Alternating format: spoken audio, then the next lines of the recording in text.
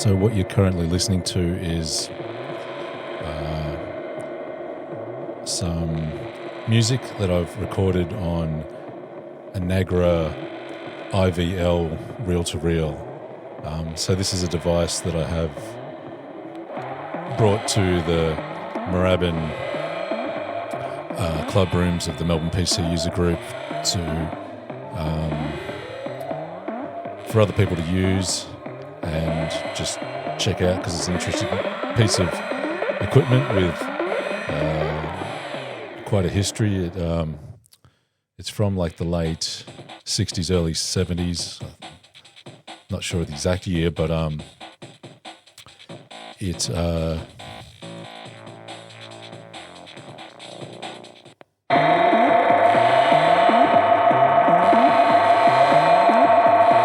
portable reel-to-reel recorder. However, it's very heavy because, I guess, partly because it's made to be very durable and, it's very well engineered, and it takes a lot of batteries. So it could be used for like field recording, for reporting, and also for film and television, which it was used a lot at that time. This particular unit I have is a mono reel-to-reel. However, shortly afterwards there were stereo reel-to-reels that were very similar that were available, and those are a bit more sought after. But this one, it has been serviced, so it's in good working order, and I've only got one tape reel for it. So I've just been recording on the one reel and recording over things like the previous person that owned it had, like, I think it might have been classical music or stuff off the radio, and I've just put original music here and there over it, and I've forgotten about. I'm listening back to it now, and it was a few years ago that I recorded this stuff, so I'm not sure what's on here. Some of it might be full music, whereas other things I put on here were like one element of a track that I wanted to record to tape, and you can do the things that you typically expect to be able to do with a tape reel-to-reel. Is you can slow things down and speed them up, and there's actually compression available on the device, and so not compression that you might be thinking of in computing, where it's data compression to make the file sizes smaller and that's sort of lossy, whereas compression in this audio context means more like dynamic suppression or management, as in the amplitude gets squashed so that the overall volume sounds louder, so that the peaks and the troughs are closer together, so that your impression of loudness, or rather the volume can be lifted so that the impression of loudness is increased. So yes, this is a very outmoded piece of, well, in some ways it's an outmoded piece of equipment, but tape offers a lot of interesting qualities. I mean, I think it's fascinating that tape degrades, but it doesn't necessarily fail in the same way that a digital storage medium might. And some of my favourite electronic composers, such as William Basinski, he takes advantage of he works with the qualities of tape degradation, and he actually was recording. I don't know the full story, so I might be butchering the story, but he was recording something involving tape loops that were degrading over time. When September 11 happened and he was on the top of a building, or was able to view it from a building, and the recordings from that session made up one of his albums. I'll just look it up now. I think it...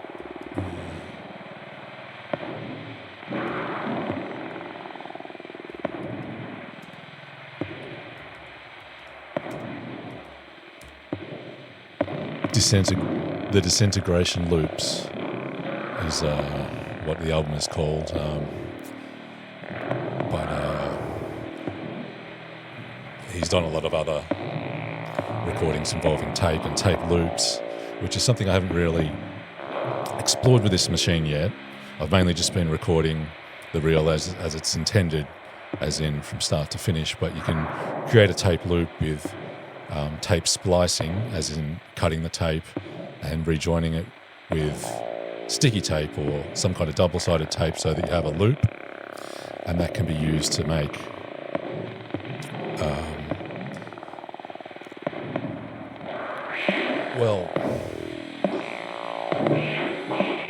a style of music that obviously repeats on itself, but also you can, through different feedback methods, sort of play the contents of the tape and record onto it at the same time, sound on sound. Like I say, I haven't explored that with this machine yet, so that's on the to-do list. And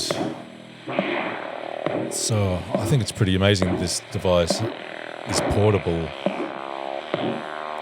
given that it was, a late 60s tape reel, and you can get like a sling, like a shoulder sling for it to make it like a carry it on your arm, but it's so heavy I think that would really do your back in, but it's possible to carry it around like that anyway. And it has speakers on this, so you're not listening to the direct sound from the device through a cable. You're listening to it through the little speaker on the side, and I've got one of the Rode podcasting microphones just tilted towards the speaker so that you can hear that while I'm speaking over the top. And so I might pause that for a second. And I've also got some modular synth and other equipment in the podcast studio that people can use. I put it on a trolley. So my last, episode 0, so people watching or listening on YouTube might not have access to that, but I made a sort of first podcast in this series called Episode 0, which I talked about a skiff that I've made that had the concept of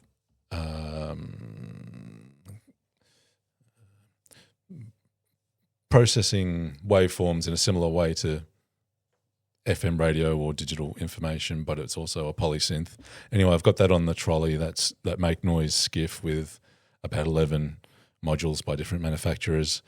But I've also got stuff like a Roland RE201 Space Echo, which, speaking of tape loops, that's sort of the thinking or basis for the Space Echo tape echo, where there's a tape loop inside which provides the echoing sound, and if you change the repeat rate, it changes the length of the echo through the length of the loop of the tape.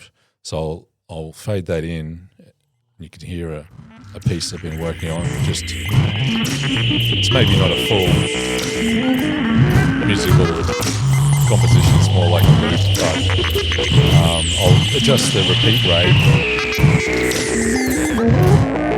So I've got that modular synth I was talking about, providing some of the melody and bass line, but then I've also got a granular synthesizer playing a drum loop, which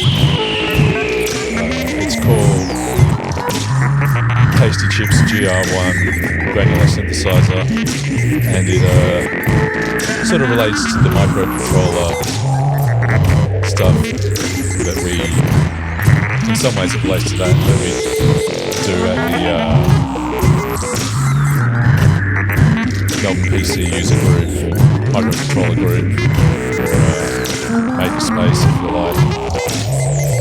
And it's actually got a Raspberry Pi on the inside of it, this device, even though you wouldn't be able to tell by looking at it. And it has a display, so it's a bit more modern in orientation than the analog modular synthesizers, but it has sort of, because it's a hardware device, it has a lot of knobs that you can adjust the parameters, and it makes it very, you can improvise and modify it in a free way, because, something that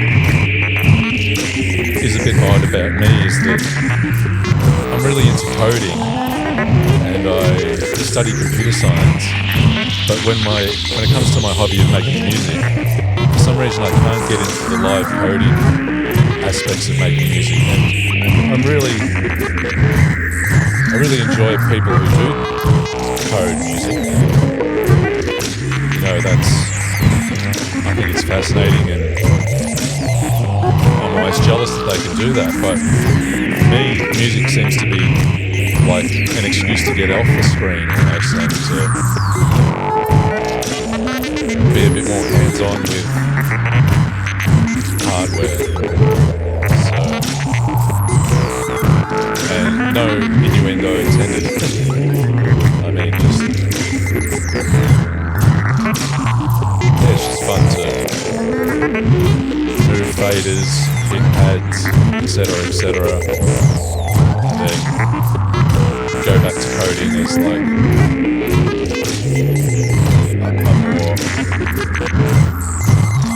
focused kind of problem solving creation. So this loop's probably getting a bit boring now, so I'll try and do something else with it.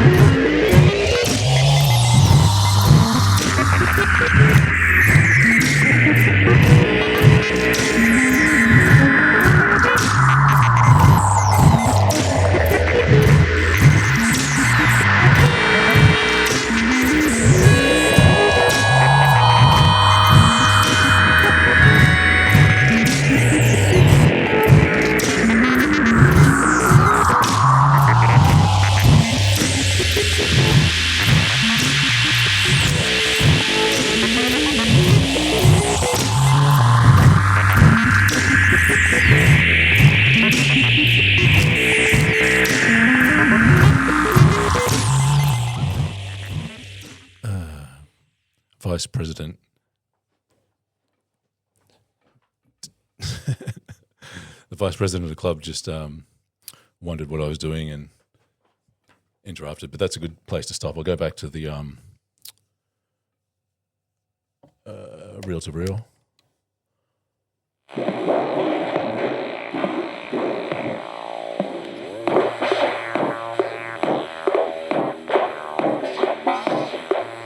I totally do not remember recording any of this.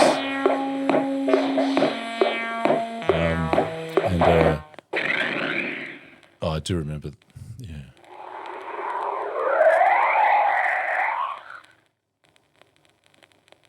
I think this was off a BBC sound effects vinyl.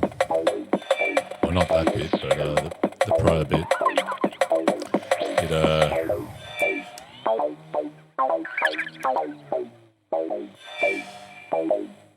Because that used to be a thing, sound effect vinyl records where, you know, they would have applause and lightning sounds, etc., etc. And there's one particular one that is focused on like science fiction type sounds. I think that was from that. And I also bought a Halloween sound effects record, which you think would be good, but it was really corny. But I think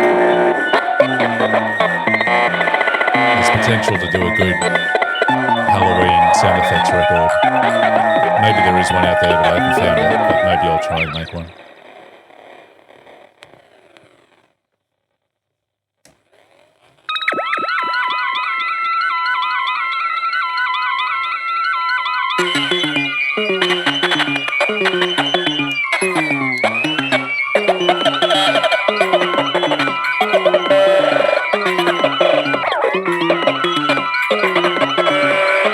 So because this tape reel is so well designed and well engineered, and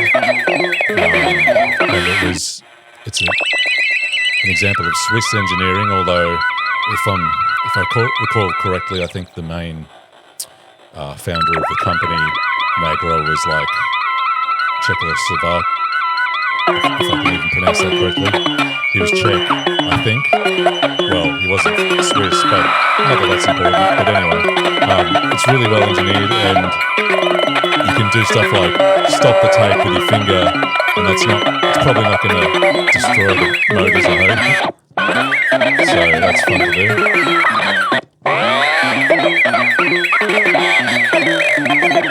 Which we're doing it now, I'm just messing with it. It's almost like has some similarities to scratching vinyl records, which I'm really interested in. I never really learned how to do it. It's pretty difficult. Maybe I'll learn one day, but I do love that sound.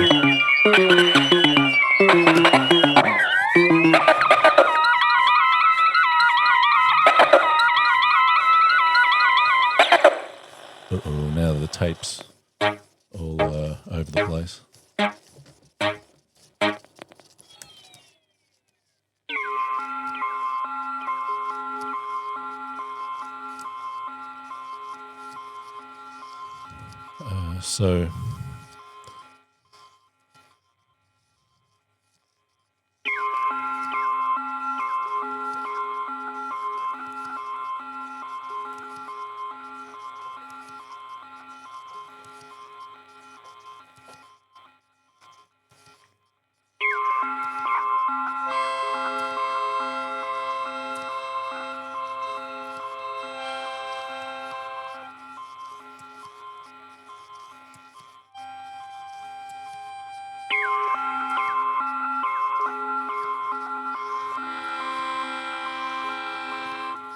So the more acoustic sounds you can hear are a Suzuki Melodian. So it's like a plastic handheld keyboard, but with a flexible tube and mouthpiece attached to it. And so it's a wind instrument with a keyboard. And these sorts of devices, I think they've been used in reggae and ska a bit. and my friend bought this in, I think it was Thailand, at a market, and brought it back for me. And I haven't really made much use of it as an instrument in my recorded music thus far, so it's good to do something with it today. And I can't really play keyboard properly, but I've messed around with them long enough that I sort of know my way around it a little bit.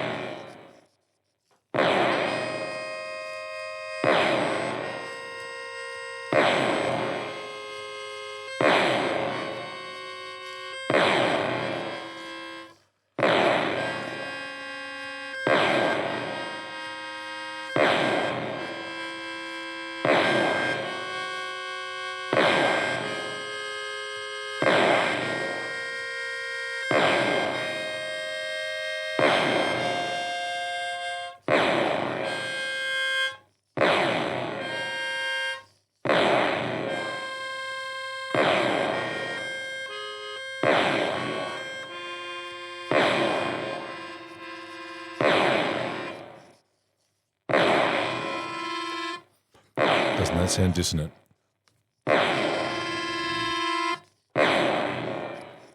So I guess this podcast has no real specific topic. I'm just rambling, but thinking about like pressing two notes beside one another on the keyboard, I thought it was really fascinating when I learned that Thelonious Monk thought that was a way to try and get at microtonality. Even though it's not microtonal, you're still using the traditional notes of the keyboard. But his idea was that, like, if you press two notes beside one another, you're sort of trying to get the note in the middle, which is a bizarre way to think about it.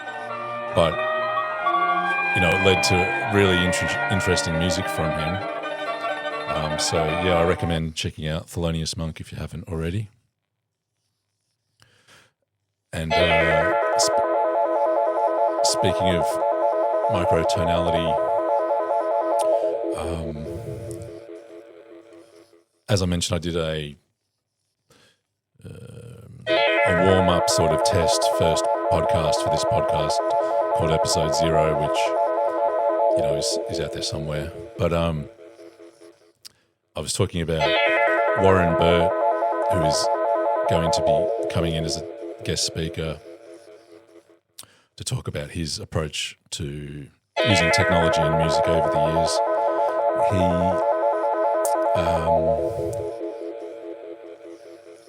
He's done a lot with microtonality. I don't want to try and explain his music for him when he's going to be doing that so well himself, but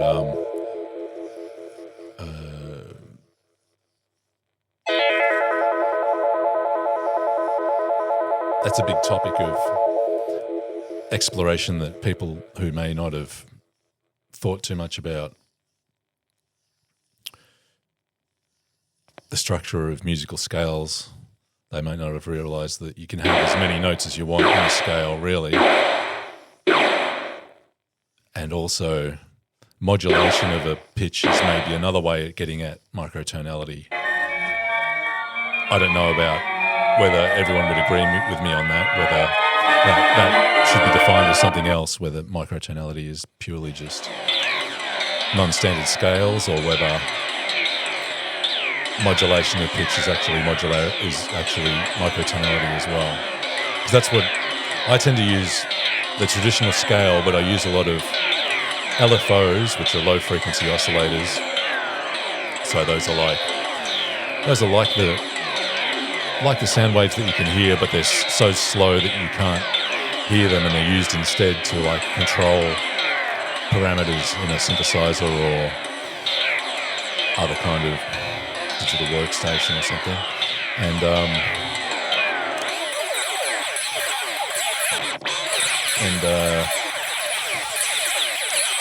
what was I saying? Oh yeah, so modulating pitch with LFOs is a way to get at certain kinds of dissonance, because if you have one melody or synth or chord pattern modulated by one LFO, and then you have another melody with another another LFO that's not synced or is going at a different rate, then these kind of increases and decreases in pitch are shifting in ways that aren't going to repeat for a long time or at all. So you get things falling in and out of harmony, and you can take it to the extreme and do big, huge modulations, but it's often more interesting to sit on the edge of like where you can notice it. Like instead of like a big one semitone shift in modulation, you could have just like, say, 7%, 8% sort of like a triangle wave or a sine wave shifting the pitch by that amount. And it's hard to notice it, but it gives it a certain wooziness, which can be quite interesting. And a group that has become sort of pretty much my favourite musical influence over the recent years is Boards of Canada, and they do a lot of strange things, but one thing is like using LFOs to give that sort of woozy sound to their harmonies and melodies and chords, and I'd listened to their music for like decades, but they were sort of like maybe 20th favourite band, but then in more recent years they like shot to the top, and I don't know exactly why. I think like maybe their music takes a long time to have its effect somehow, because that's one of the things that they explore is the sounds of the past or the sounds of childhood or memory, and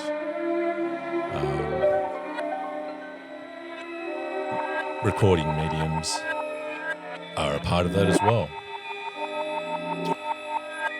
So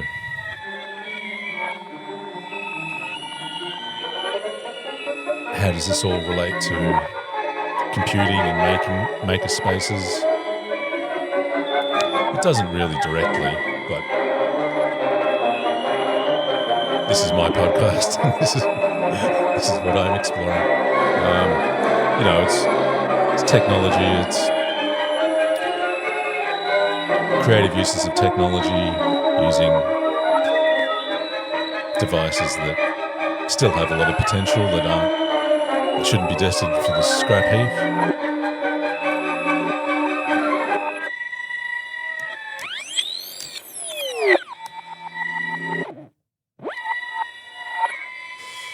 So, yeah, when I was doing all that freezing of the tape, it all got a bit tangled up, so I'm gonna have to sort that out.